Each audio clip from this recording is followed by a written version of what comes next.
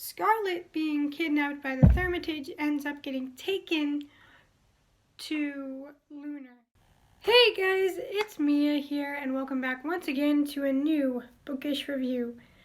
And we are going to be talking about the book Cress today, which is the third book in the Lunar Chronicles series. So if you have not read this book yet, there are going to be spoilers for it, and also for Cinder and Scarlet by Marissa Meyer, which are the first two books in the series. So if you have not read any of these yet, I suggest you skip this review and come back to it when you have.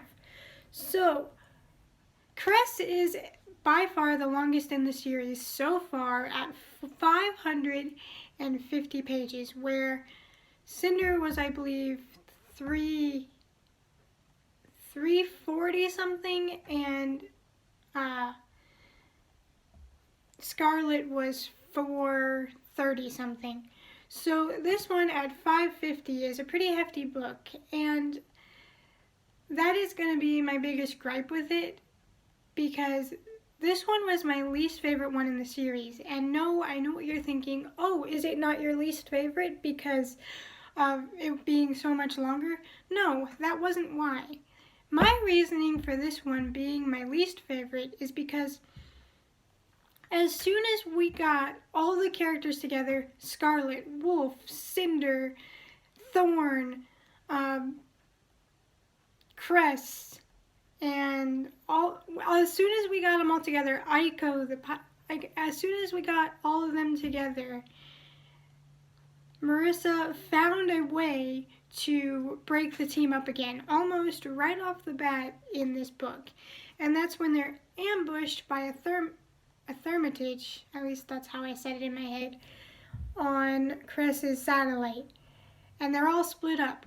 Cress and Thorn end up stuck together in the desert after the satellite crashes because the Thermitage left them on there to die after sending them into orbit. Wolf was shot during the fight with the Thermitage, and she's with Cinder, he's with Cinder, but he can't do anything because he's mortally wounded. He's badly wounded. So Cinder, Aiko, and Wolf are in the ship together. Wolf's out of commission completely. Aiko is part of the ship because she's a robot.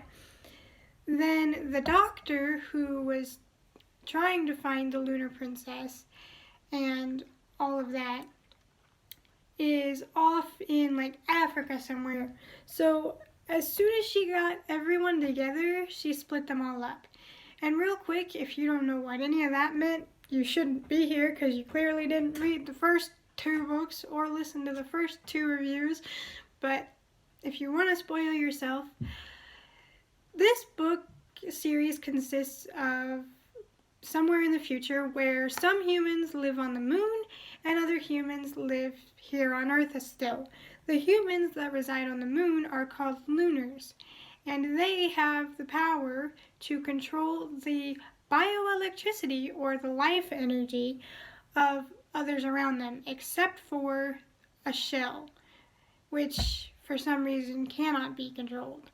So the Lunars view them as a threat. So there is this ongoing threat of war because the Lunar Queen, who wants to take over Earth as well as keep her position on the moon. She's not happy with just ruling the moon. So all of these Lunars are coming to Earth, and she's trying to get the King of Earth to marry her so she can slowly work her way through the rest of the planet. And like, our team is trying to fight against that. So Scarlet got taken by the Thermitage. And then Cress and Thorn are stuck in the middle of a desert. And then Wolf is nearly dead. Scarlet and Aiko are stuck on the ship with a wounded Wolf, and the doctor is clear in Africa.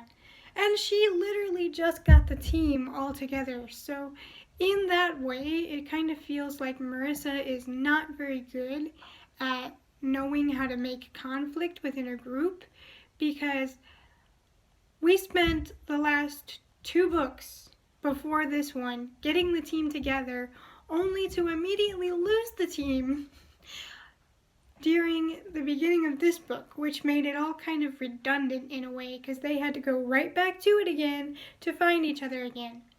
So Scarlet, being kidnapped by the Thermitage, ends up getting taken to Lunar and being trapped there, because they were hoping to get information about where the rest of her team could be. Now, another reason that I feel like I didn't like this book as much was because this book was supposed to introduce us to Cress, which is the person on this book, and also a very loosely inspired Rapunzel girl. It's supposed to tell her story, but I feel like her story very much got pushed to the back burner because we had so many characters to follow, and we still had a story to continue. We couldn't waste time on yet another character introduction when we just had two of those, with Cinder being Cinder's introduction and Scarlet being Scarlet's. And at this point, there were already 5 other characters to keep track of, so I don't think she wanted to completely go into the whole character introduction thing all over again. But like, if the character is on the cover, you can give them a little more book time. So we end up having to sit there and watch the entire team get reformed again and slowly work their way to each other. And I'm just sitting there the entire time thinking, we already did this trick. You were already together. And they barely gave you any updates on Scarlet's condition or what was happening with her, because I don't think she knew how to handle that much at that point. Because like, I'm sitting there the whole time just like worried about Scarlet, because clearly everybody else on the team is safe except for Scarlet, and she's the one that we know the least about. That might have been intentional, but I don't know. But something I liked about this book that kept me reading was the slow build relationship of Cress and Thorn. Now, Thorn likes to paint himself as this very, I don't care, I do what I want when I want, I go where I want to go when I want to go there, I don't care about anybody but myself type of person. He wants very much for people to think that of him. He doesn't want to be thought of as a hero. He doesn't want to be thought of as someone that can be looked up to. But with Cress, you start to see him kind of break down those walls and start to admit, okay, maybe I might be a little bit more of a hero than I gave myself credit for, because I've done all this for you, and like, you don't even know anything about Earth because you've been trapped on a satellite for 7 years. And it's so cute. Their relationship is so cute. I feel like that's something that Marissa is really good at, is organically putting relationships into this crazy, like, dystopian, futuristic fantasy world.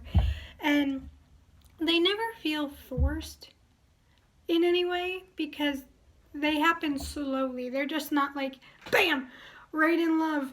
We're gonna go have children and live and conquer the world together. Like, no, it's a very slow burn kind of thing. And the relationships are part of the main reasons that I ended up liking this series so much, because she does such a good job of it. And like, right now, reading Scarlet, that was one of the things that got me into it. My least favorite relationship might be Kai and Cinder, even though they were the couple that kind of started off this series. And my favorite relationship might be Cress and Thorn, because we got to see more of their dynamic than the others, and I just think they're adorable. But because of the whole repeat of the team getting together again, that kind of made it a little hard to read, and it was a little disappointing since it was 550 pages to sit through. It's not a small book. It may not look this big when I hold it this way, but when I hold it this way, it's a big book. But It was good. I don't hate it. I actually really enjoyed it, except for that bit. The relationships and like the team dynamic made up for that whole I Spy Find Me thing again. So the next one I'm going into is Winter, and this is the final book in the series. And believe it or not, this one is 823 pages. I've already kind of started it. I started it a little bit a couple days ago, but yeah, it's big, so this one might take me a while. Alright, I hope you guys enjoyed. What are you reading? And I hope to see you next time. Bye, guys.